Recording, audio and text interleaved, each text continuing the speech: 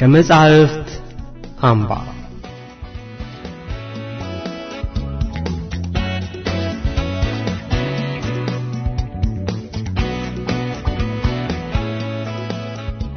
በዚህ ዝግጅት በተለያዩ ደራሲያን የተዘጋጁ የታተሙና ያልታተሙ መጻሕፍት በትረካ ይቀርባሉ።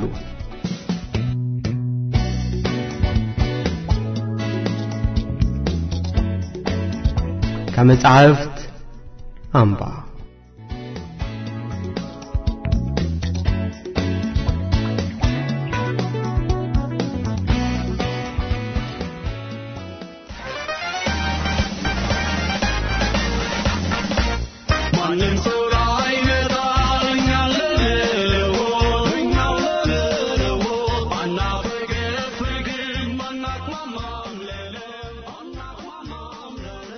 ዴርቶ ጋዳ ደራሲ ይስማከ ወርቁ ተራኪዎች ዓለም ፀሐይ ወዳጆና ተክሌ ደስታም በፋር ኢስት ትሬዲንግ ኃላፊነቱ የተወሰነ የግል ማህበር የታተመ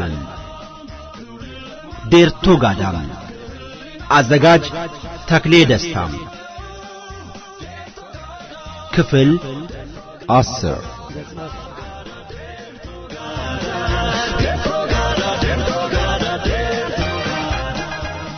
ዶክተር ሚራጅ ከሚኖርበት አፓርትመንት ውስጥ አብዛኛውን ቦታ የያዙት መጻሕፍቶቹ ናቸው። ብዙ ጊዜ በዝምታ ነው የሚያሳልፈው። ዝምታውን የሚያሳልፉለት ግን መጻሕፍቶቹ ናቸው። በዝምታው መሃል በሐሳብ ሲዋትት ግን ሁሌም ሲጳራን ያስባል። አንዳንድ ጊዜ ዝምታውን የምትገፍለት ሜሮዳ ቤቱ ስትመጣ ነው። እሷ ቤቱ ስትመጣ በርካታ ሰው በቤቱ የገባ ይመስላል። ሁሌም ቤቱ ስትገባ ደራሲ ብትሆን ይሻላል ትለዋለች። እሱም ስለ ደራሲና ስለ መጻሕፍት ያስረዳታል። በዚህም የተነሳ ያደገበትንና ያሳለፈውን በሐሳብ ይጎበኛል። ሚራጅ በወታደራዊ ትምህርት ቤት እያለ በሰሜን በኩል በሁለት ጦርነቶች ላይ ተሳትፏል። በወታደራዊ ክፍል ያገኘው ዶክተር ጃንጊዳ ብዙ ነገር አስተምሮታል። በተለይ በአንድ ወቅት ከሱ ጋር አብረው በአንድ ክፍል ውስጥ የነበሩት ወታደሮች በሚሰሩት አጸያፊ ተግባር ተበሳጭተው ከወታደሩ ለመለየት ውሳኔ ላይ እንዲደርሱ አድርጓቸዋል። የጦሩ ወጥቤት የነበረችውን ለመድፈር 6 ሆነው ሲረባረቡ ሚራጅ እለዋ ላይ የተከመረውን በቡጢ በመዘረር ሴቷን አስለቅቀው ክፍሉን ለቀው ወጡ። ዶክተር ጃንጊዳ በተመለከተውና ከዚህ በፊት ባየው ነገር በመበሳጨት ከዚህ ጦር ሰራዊት ጋር ዳግም አብሮ ላለመሆን በመወሰኑ የዛን ዕለት አጋጣሚውን ለመጠቀም ተገደደ። ዶክተር ሚራጅ ሐሳቡን በመደገፍ እሱም ለማምለጥ ወሰነ። ለውሳኔያቸው ዶክተር ጃንጊዳ አንድ ማፈኛ የተገጠመለት ሽጉጥ ለሚራጅ ሰጥቶት እርምጃን በፍጥነት እንዲወስድ ነገረው። አብራቸው የነበረችው ወጥቤት ግን ተመልሳ እንደምትመጣ ነግራቸው ሄደች። ዶክተር ሚራጅና ጃንጊዳ ግን በሆነው ይወያዩ ነበር። ወዲያው ተመልሳ መጣ። ለጠባቂዎቹ ምግብ እንደምትሰጥና ምልክት ስታሳያቸው እንዲመጡ አስጠነቀቀቻቸው። ምልክቱን ሲመለከቱ ሁለቱም ተያዘው ሲሄዱ ወታደሮቹ ሜዳ ላይ ተረፍርፈዋል። ምንም አይነት ጥያቄ ሳይሰነዝሩ እንዲከተሏት ተናግራም ወደ ጨለማው ገባች። ሁለቱም ተከተሏት።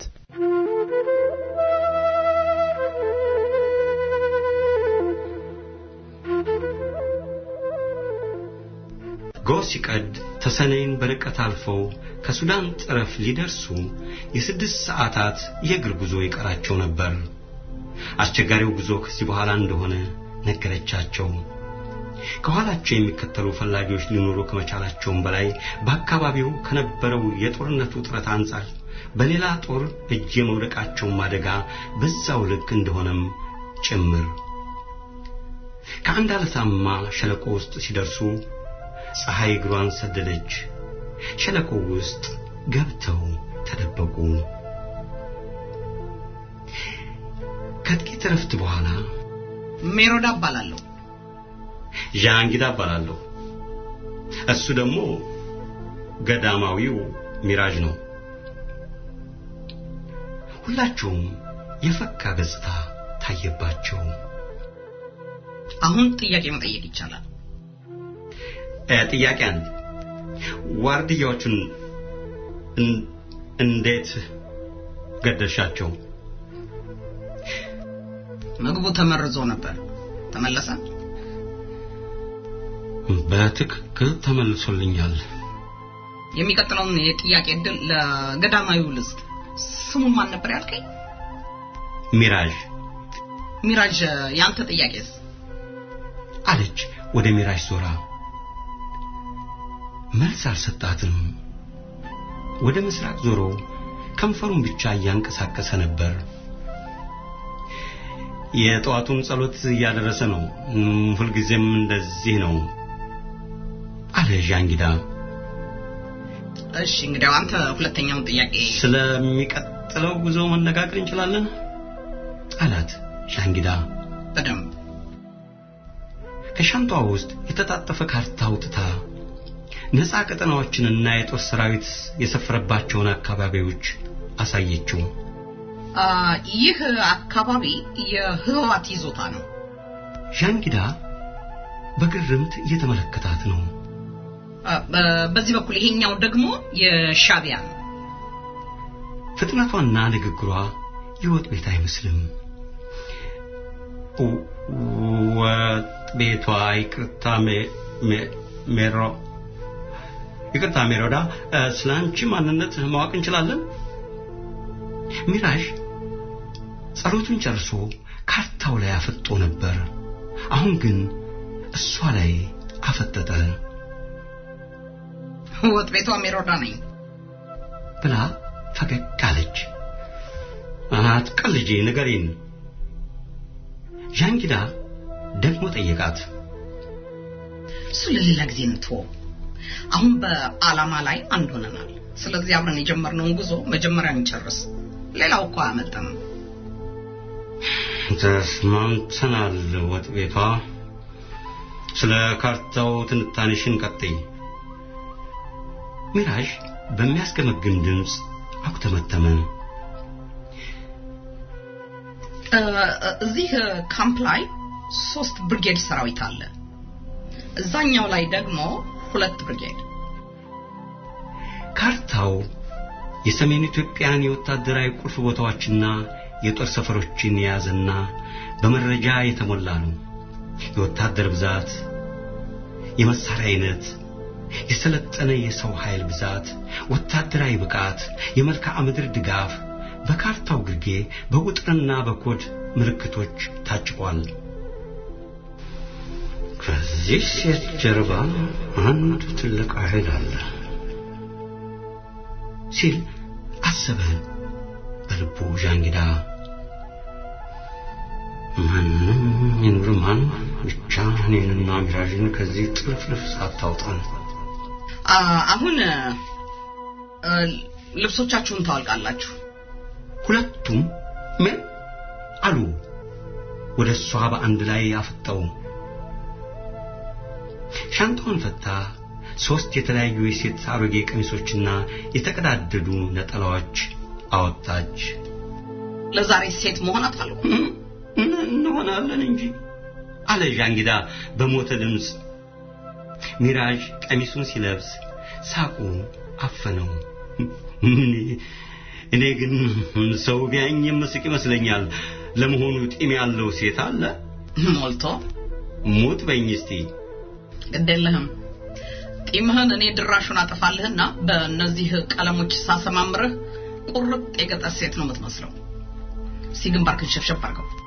ሸብሽበው ሸብሽበው በዚህ በቀለም ከቀባሁት በኋላ ስትለቀው ቀለሙ በሚፈጥረው ሸንተረር የተሸበሸበ ይመስላል። ከዚያም አሮጊት ትመስላለህ። እንደሱ አለችና ሜሮዳ እንደነገረችው አደረገችለት። ፊቱን በሰጠችው መስተዋት እያየ ከተገረመ በኋላ ሻንጣውን ማዳበሪያ ውስጥ ከተተችለትና ወገቡ ላይ ጭና በነጠላ አስነገተችው። ምርኩዝ አስይዛው ጎንበስ ብሎ እንዲሄድ አለማመደችው። አጭር የሴት ጥላም ያዘ። ዣንጊዳን ደግሞ በራሱ ላይ አቁሎ እንዲሸከም አደረገች። በወገቧ ሻንጣዋን ጠቅልላ ተሸክማ እሷ ከፊት ሚራጅ ከኋላ ዣንጊዳ ደግሞ ከመሃል ሆነው ጉዟቸውን ቀጠሉ። በጦርነቱ የተፈናቀሉ ሴቶች ነው የሚመስሉት። ገላጣ ቦታዎች ላይ ወሬ እየሰለቁ አስቸጋሪ ቦታዎችን ደግሞ ድምጥማጣቸውን እያጠፉ ብዙ ርቀት ከተጓዙ በኋላ የሚንደቀደቅ ድምፅ ሲሰሙ ሁላቸውም በድንጋጤ ወደ ኋላቸው ዞሩ። አረንጓዴ ሬንጀር ቀለም ያለው ሄሊኮፕተር ደርሶባቸዋል። ሄሊኮፕተሩ በር ላይ መትረየስ ወድሮ የመገናኛ ሬዲዮ ጆሮው ላይ የሰካው ተኳሽ በሬዲዮ እየወሸከተ ቁልቁል አንዳች ነገር ያስሳል። አይኑ ቁጥቋጦና ቋጥኙ ላይ ሁሉ ይቃብዛል። ሄሊኮፕተሩ ዝቅ ብሎ እየበረረ ይንደቀደቃል። በሬዲዮ የሚለፈልፈውና መትረየስ ወደረው ወታደር ጥቁር መነጽሩን አውልቆ በጦር ሜዳ መነጽር ሲመለከት 3 ቡትቱ የለበሱ ሴቶች ውልቅ ባሉለት መነጽር ውስጥ መትረየሱን አስተካክሎ በፍጥነት አነጣጠረባቸው። ምን ይሻላል አለ ሚራጅ። እኔ እንጃ አለ ጃንጊዳ ተስፋ በቆረጠ ድምፅ። የመሮጥ አስማሚያ እንዳታሳዩ። እንዴ ለምን ሮጠን ቋጥኝ ውስጥ ንግባ? እንዳትሮጡ ብያለሁ። ዝም ብላችሁ በተረጋጋ ሁኔታ ተራመዱ። እንዴ እየቀረበን እኮ ነው። እሳት የሚተፋ መትረየስ እኮ። አካባቢውን ያናወጠ ፍንዳታ ሲሰሙ በድንጋጤ ይዘው ወደ ኋላቸው ዞሩ። ሄሊኮፕተሩ በእሳት እየጋየ ወደ ታች ተንዘገዘገ። አሁን በፍጥነት መሮጥ አለብን። ሚራጅ ሴት መሆኑን ረስቶ ጎባጣውን አቃንቶ ፈተለክ ጀመር። ጃንጊዳም ቀሚሱን እስከ ጭኑ ከፍ አድርጎ ከኋላ ተከተላቸው። ሄሊኮፕተሩ እየጋየ ሲወድቅ ፓይለቱ በፓራሹት ወደ ላይ ተመንጭቆ ወጥቶ ከአንድ አነስተኛ ኮረብታ ላይ ሲያርፋዩ ራሱ በራሱ ነው የነደደው። ሚራጅ ከኋላዋ እየሮጠ ጠየቃት። አይደለም በጠላት አየር መቃወሚያ ተመትቶ ነው። ይህንንም ተጠብቀው ነበር። ቀጠናቸውን አልፎ በጠላት ክልል ውስጥ ገብተው ነበርና እየተፈተለኩ አንድ ሸለቆ ውስጥ ገብተው ተደበቁ።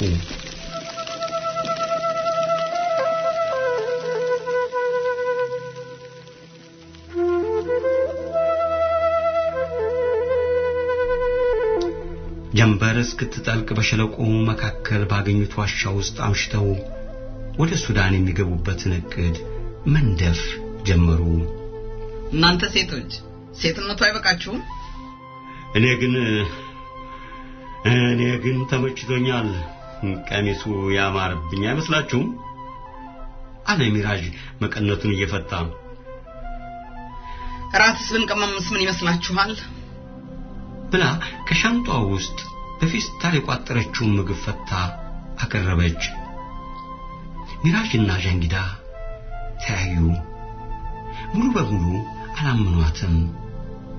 የሚከተሏትም በጥንቃቄ ነበር። ገብቶኛል። የዋርዲያዎቹ ዕጣ ፈንታ እናንተም ላይ እንዳይደርሳችሁ ፈርታችሁ ነው አይደል? ማኑኝ፣ እኔ እናንተን ማጠቃበት ምክንያት የለኝም ብላ ጥቅልል አድርጋ በወንድ አቆራረስ ቀድማ ቀመሰችላቸው። በእውነት እናንተ ባለውለታዬ ናችሁ። እነዚያ ሁሉ ወታደሮች ቢፈራረቁብኝ ኖሮ እስካሁን ደም ሸንቼ ልሞት እችል ነበር። እናንተ ታደጋችሁኝ እንጂ። አካባቢው ሙሉ በሙሉ በጨለማ ከተዋጠ በኋላ ለቀጣው ጉዞ መዘጋጀት ጀመሩ። ቀሚሶቻቸውን በጀለብያ ቀየረችላቸው።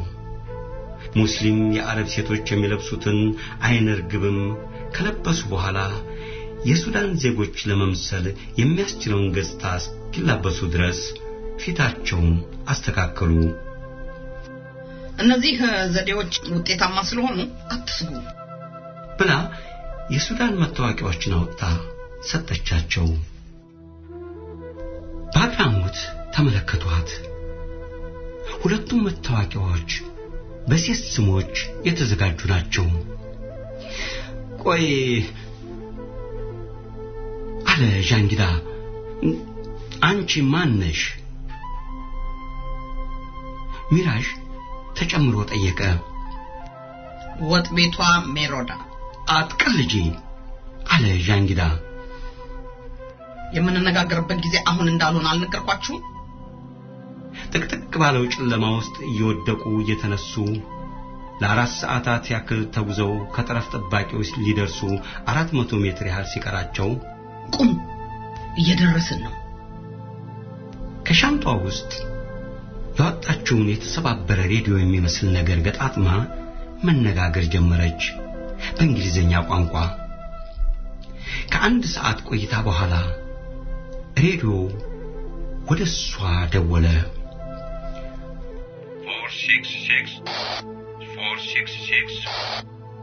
466 We are on the way. 466 We are on the way on Sudanese border. 466 Come alone first, please.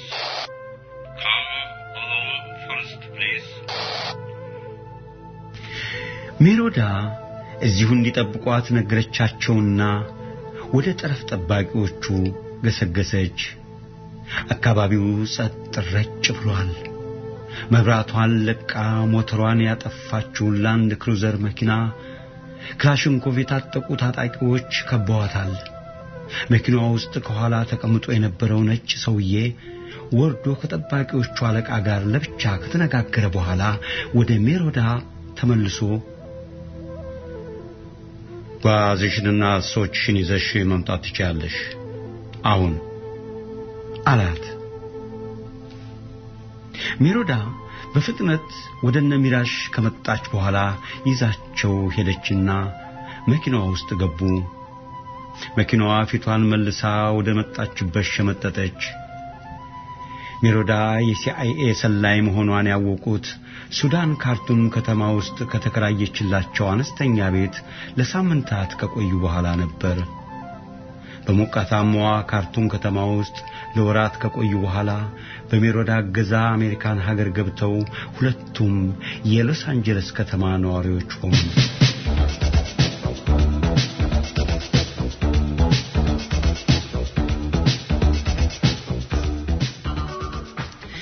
ጃንጊዳ ከብዙ ጣውረድ በኋላ የአዲስ አበባ ዩኒቨርሲቲ የሕክምና ትምህርት ማስረጃውን አገኘ።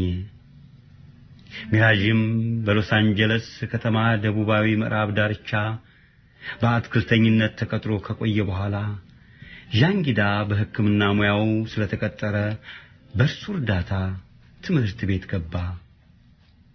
ትምህርቱን በአጭር ጊዜ ውስጥ ለማጠናቀቁ ምክንያት የሆነው ቀድሞ የተማረው የገዳሙ ውስጥ የአብነት ትምህርት ሲሆን ከዓመታት በኋላ ለተመረቀበት የሕክምና ሙያ መንስኤ ሆነውም በውትድርናው ወራት ያየው የቁስለኞች ስቃይ ነው።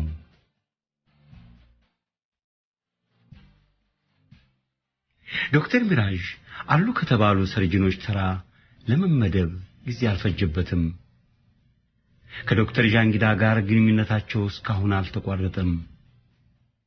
ዶክተር ጃንጊዳ ወደሚሰራበት በቴክሳስ ግዛት ውስጥ ወደሚገኘው ኦስተን የሕክምና ማዕከል ብቅ እያለም ይጠይቀዋል። ሜሮዳ አልፋልፋ እየመጣች ትጠይቀዋለች። በዚህ አፓርታማ 8ኛ ፎቅ ላይ የሚንሳፈፈውን የዝምታ መንፈስ የምትሰብረው ሜሮዳ ናት። ሰሞኑን ግን ጥፍት ትብላለች።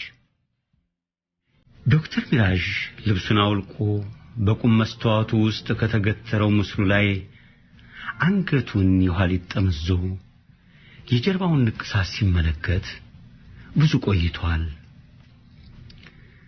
ዴርቶ ጋዳ ምን ይሆን ይላል ለብቻው። ለምንስ እኔ ላይና ኢንጂነር ሻጊዝ ጀርባ ላይ የተሳለው ንቅሳት አንድ አይነት ሆነ? አንድ የጋራ ምስጢር ከጀርባችን ላይ ሳይኖር አይቀርም። ስለ ንቅሳቱ ሲያስብ ከቆየ በኋላ መልሶ ደግሞ ስለ ኢንጂነር ሻጊዝ የልብ ህመም ማሰብ ጀመረ።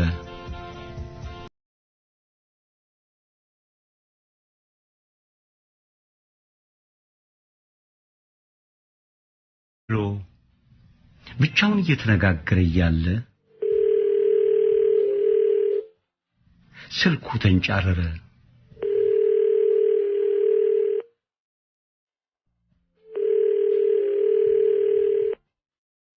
ሄሎ ተናስተልኝ ዶክተር ሚራጅ።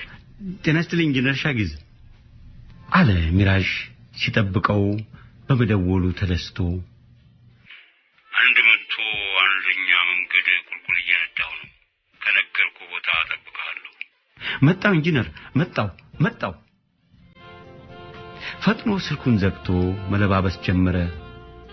ዶክተር ሚራጅ ሁሌም እንደሚያዘወትረው ሰማያዊ ጂንስ ሱሪና ነጭ ቲሸርት ከለበሰ በኋላ ፎቁልባ አሳንሳር ወርዶ ሰማያዊ ፕራዶን መኪና አስነስቶ ወደ 101ኛ አውራ ጎዳና አሳብሮ ገባ።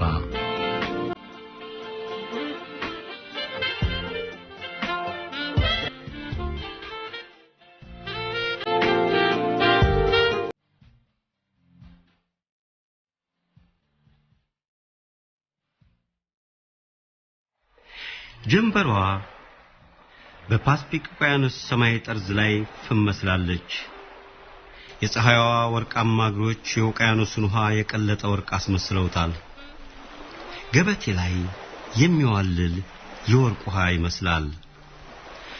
የውቅያኖሱ ወርቃማ ማዕበል ግድግዳ መስሎ ይመጣና ከባህሩ ዳርቻ ላይ ሲደርስ አሸዋው ላይ እርቃናቸውን ከሚንከባለሉት ልጃገረዶች ጀርባ ላይ ብትን ብሎ ይመለሳል።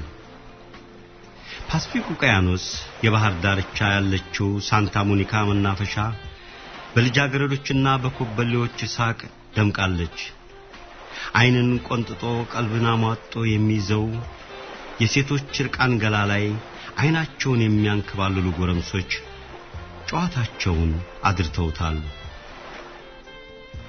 ዶክተር ሚራጅና ኢንጂነር ሻጊዝ እርቃናቸውን በአሸዋው ላይ በሚፈነድቁ ሴቶችና ጥንዶች የተሞላውን የባህር ዳርቻ ትርኢት የዘነጉት ይመስላሉ። አእምሮአቸው በአንድ ጋራ ጉዳያቸው ላይ ተወጥሯል። አብሯቸው አንድ ነጭ ሰውዬ ተቀምጧል። ሰውየው ከወየበ ጥርሱና መጻጉ ከመሰለ ገጽታው ጋር ቅጥነቱ ተዳምሮ መቃብር ፈንቅሎ የተነሳ አስከሬን ይመስላል። ላለፉት 17 ዓመታት በተሰማራበት የንቅሳት ሙያ የታወቀና ትርፋማ የሆነ ሰው ነው። ሲናገር ፈጣን ነው። ወዲያው አንዲት ነጭ ካዲላክ መኪና በፍጥነት መጣ። እንደቆመች አራት ጥቋቁር የለበሱ ሰዎች ወደ መናፈሻው ገብተው ተቀመጡ። አንደኛው አይኖቹን ሚራጅና ሻጊዝ ላይ ተክሎ ከክንዱ ላይ እንደ ሰዓት ባሰረው መነጋገሪያ በፍጥነት ያንሾካሹካል። ታውቃላችሁ አለ የራሽያ ዘይቤ ባለው እንግሊዘኛ የንቅሳት ባለሙያው። አሜሪካ የንቅሳት ዲዛይን ማዕከል ነች። በተለይም በ1991 በኤሌክትሪክ ኃይል ለሚሰራ የመጀመሪያ የንቅሳት መሳሪያ የባለቤትነት መብት ከተሰጣት ወዲህ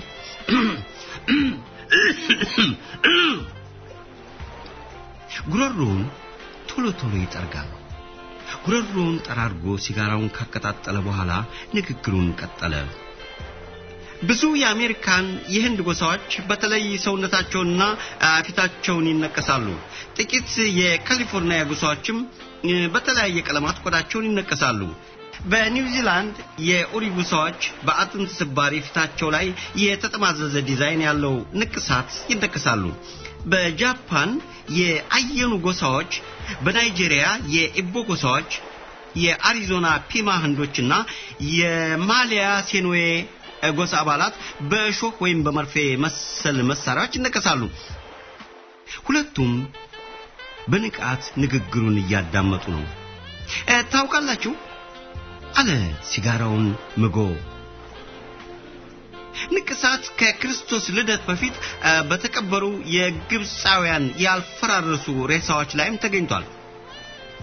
የጥንታዊት ግሪክና የሮም ደራሲያን ግሪካውያን፣ ፈረንሳያውያን፣ ጀርመናውያንና እንግሊዛውያን ንቅሳት ይጠቀሙ እንደነበረ ጽፈዋል።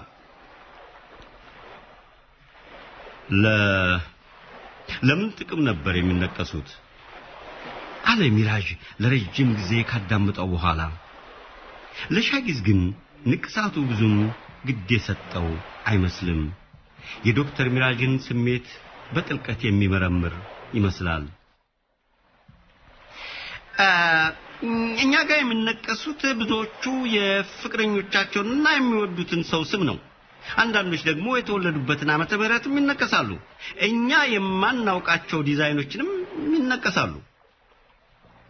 ሲጋራው እጁ ላይ ሲያልቅ ሌላ ሲጋራ አቀጣጠለ። ሌላ በንቅሳት ዙሪያ የምታውቀው ምስጢር ይኖራል? አለ ዶክተር ሚራጅ። ሁልጊዜም ምስጢር የሆኑ ነገሮች ቀልቡን ይገዙታል። በግልጽ ከማገኘው አልማዝ ይልቅ የተደበቀ ትርኪ ምርኪ ነገር ይመስጠኛል ይላል። ሌላ ሲጋራውን እንደናጡት ምጥ አድርጎ ጠብቶ ሮማውያን ወንጀለኞችንና ባሮችን እንዲነቀሱ ያደርጉ ነበር። ሁለቱም ታዩ። ሚራጅና ሻጊዝ ወንጀለኞችና ባሮች ይነቀሱ ነበር። ወንጀለኞች ልንሆን አንችልም። ባሪያ ፍንገላም ቆሟል።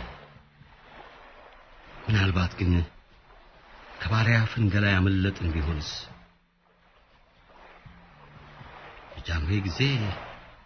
በጃንሆይ ዘመን የባሪያ ፍንገላ አለ ዶክተር ሚራጅ በውስጡ። ሰውየው ንግግሩን ቀጠለ። በርግጥ አንዳንድ ሰዎች እኔ የማላውቃቸውን ምስጢራዊ ነገሮችን እንድነቅስላቸው ዲዛይን ሰርተው ያመጣሉ። ዶክተር ሚራጅ ቲሸርቱን ዝቅ አድርጎ የጀርባውን ንቅሳት ለነጩ ሰው ያሳየውና ወደ ቦታው መለሰው። ቲሸርቱን ይህን አይነት ንቅሳት አይተህ ታውቃለህ? አለው። እስቲ መልስ አሳየኝ። ሰውየው እንደ ቱርክ ዶሮ የተመለጠ የመሰለውን አንገቱን አስጎ ንቅሳቱን ለረጅም ጊዜ ተመለከተው። ዲርቶጋዳ የሚለው ጽሑፍ ስዕል መስሎ ታየው። የማያውቀው ቋንቋ ነው፣ የማያውቀው ፊደል። በቶ ፊደል ላይ የተቀረጹትን ውስብስብ ቁጥሮች እየተመለከተ ይቅርታ፣ ስለዚህ ጉዳይ የማውቀው ነገር የለም፣ ግን ተራ ነገር አይመስለኝም። በንቅሳቱ ላይ ያሉት ቁጥሮች ምናልባት በዘፈቀደ የተቀመጡ አይመስለኝም። ምናልባት አንድን ምስጢራዊ ነገር የሚያመላክቱ ይመስለኛል። ንቅሳቱን የነቀሳችሁን ሰው ብታናግሩት የተሻለ ሳይሆን አይቀርም። የነቀሰንማ ሰው በሕይወት የለም አለ ሻጊዝ። የሁለቱንም ተመሳሳይ የጀርባ ላይ ንቅሳት ካየ በኋላ አንገቱን እየነቀነቀ አንድ የጋራ የሆነ ምስጢራዊ ነገር ሳይኖራቸው አይቀርም ብሎ የጨረሰውን የሲጋራ ቁራጭ በጫማው መሬት ላይ ተፈጠጠው።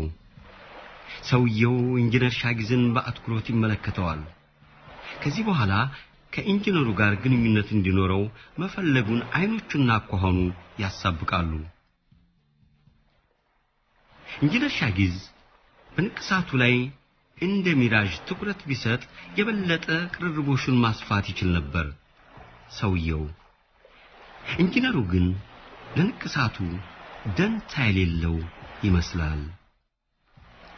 የንቅሳት ባለሙያውን ካሰናበቱ በኋላ ብቻቸውን ተቀምጠው ለየግላቸው ጥቂት አሰላሰሉ። ማንም ሰው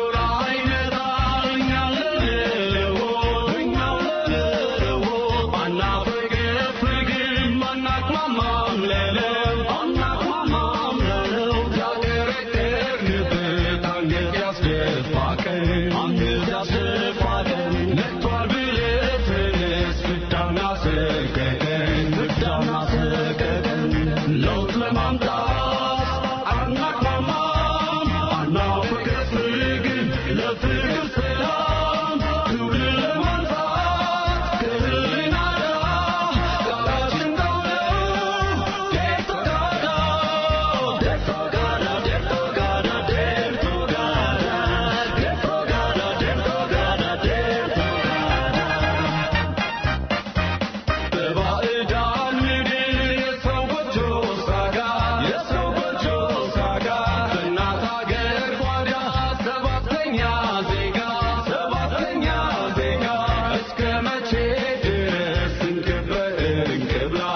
ሲደፋብን ከበርክብ ላይ አሜን እንላለን ሲደፋብን ከላይ ሲደፋብን